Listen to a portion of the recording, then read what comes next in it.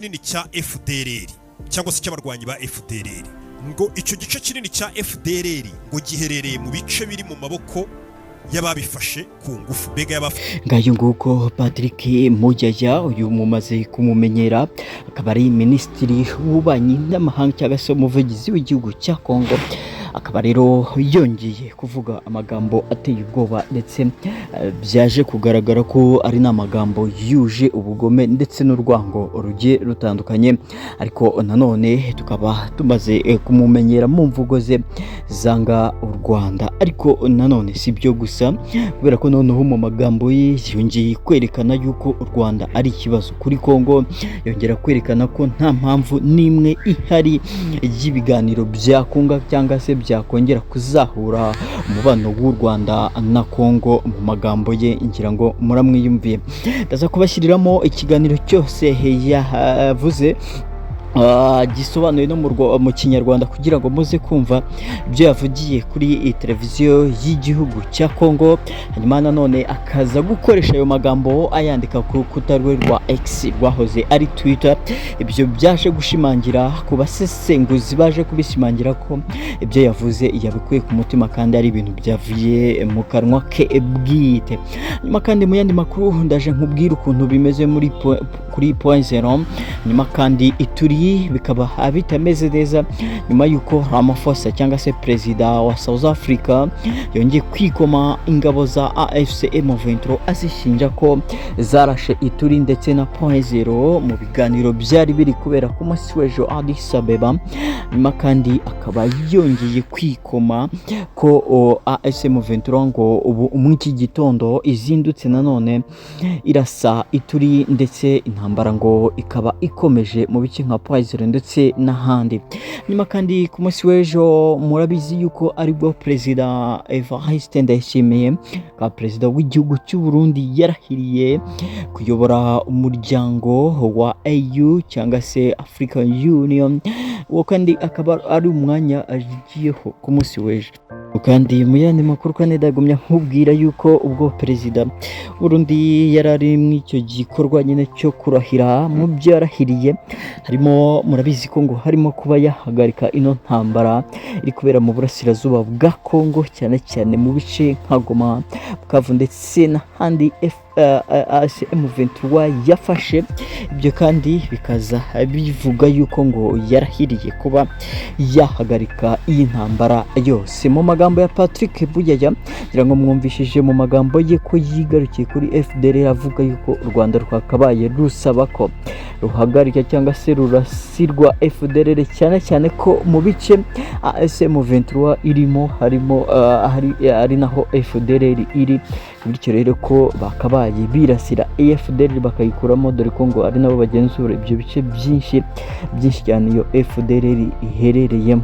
Yangiye kuvuga mu magambo asa nk'aca amarenga mu mvugo ye mumenyereye akoresha, avuga ko ari umwana na nyina. Avuga ati rero umwana, murabizi ko mumenyereye ko umwana amwita M23 hanyuma nyina akamwita u Rwanda. Avuga ati rero umwana na nyina aho ngaho muri ibyo bice bahagenzura, kandi ntago bakabaye badusaba ngo twe twivange mu byabo, dore ko ari famiye ari n'umuryango. Bityo rero bafate intera cyangwa se ingamba zo kugira ngo birasire FDLR ibyo bahora bitwaza ngo nibyo baje muri Kongo gukora, nyamara baje kurasa abaturage bacu. Agaruka kandi ko magambo ye y'imvugo mbi cyane avuga yuko ngo mu bice M23 igenzura cyangwa iyobora ngo abaturage b'abahutu mu bwoko bw'abahutu ngo bishwe bikomeye cyane, ngo abarenga 400 aba bango barishwe mw'utwo duce. Hagera kugaruka mu mvugo zivangura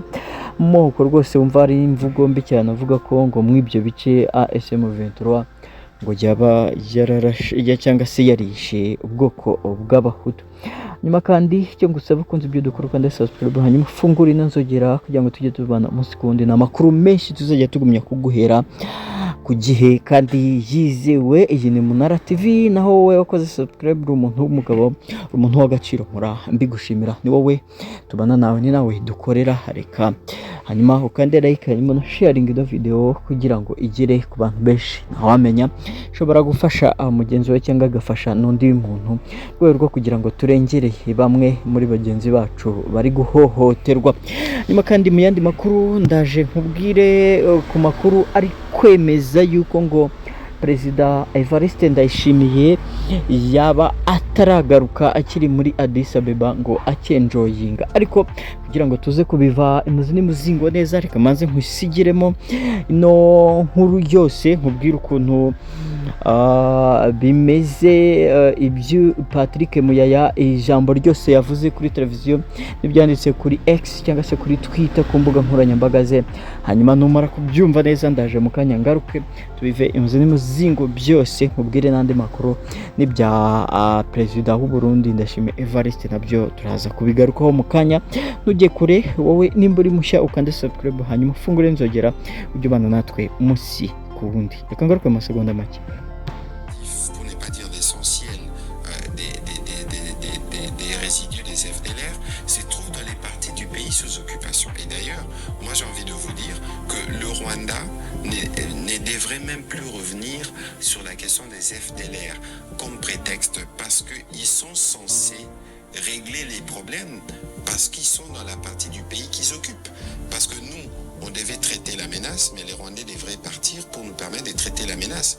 Et donc aujourd'hui ils ont massacré, n'oubliez pas, et nous n'oublions pas qu'ils ont massacré en juillet près de 300 compatriotes, essentiellement dans le Rutshuru, et qu'au-delà de ça, il y a d'autres massacres et d'autres tueries qui se commettent au nom de la traque de ces FDLR qui sont des Rwandais et qui doivent avoir leur place au Rwanda. Nimba wumvishe Patrick Muyaya hano ubwo yaganiraga n'umunyamakuru yavugaga ati ntabwo tugomba kwirengagiza ko ngo igice kinini cya FDLR cyangwa se cy'abarwanyi ba FDLR, ngo icyo gice kinini cya FDLR ngo giherereye mu bice biri mu maboko y'ababifashe ku ngufu, mbega y'abafashe ibyo bice ku ngufu.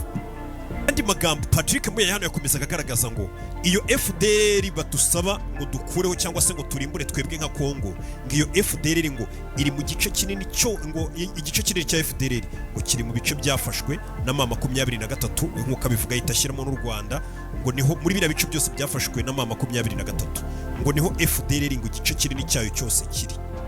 Si rero yakomeje avuga ngo se n'umuhungu ntibakagombye kongera kuzana iki kibazo nk'urwitwazo, kuko aribo bakagombye gukemura icyo kibazo.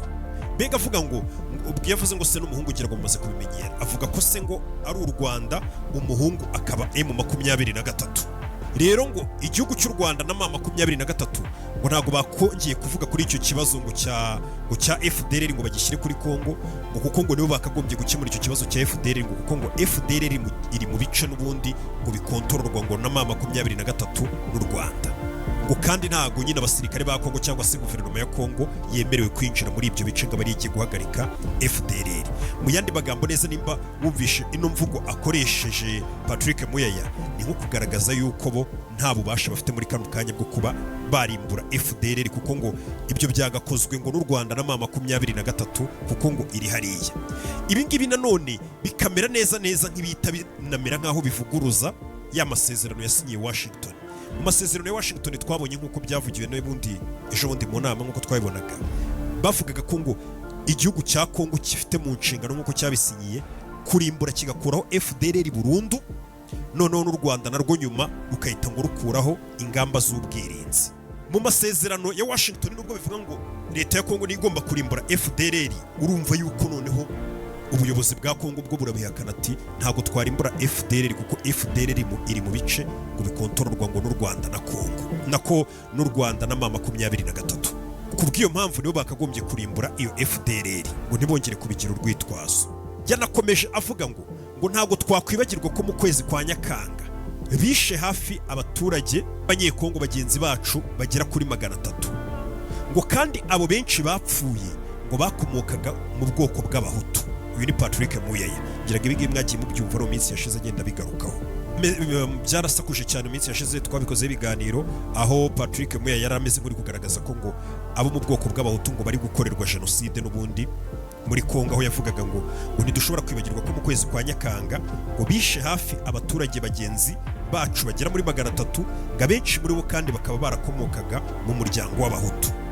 Patrick Muya yakomeje anavuga ati ngo uretse n'ibyo kandi ngo hari ubwicanyi bwinshi bakomeje gukora ngo bitwaje ngo bari guhiga FDLR bundi bagakora ubwicanyi bwabo.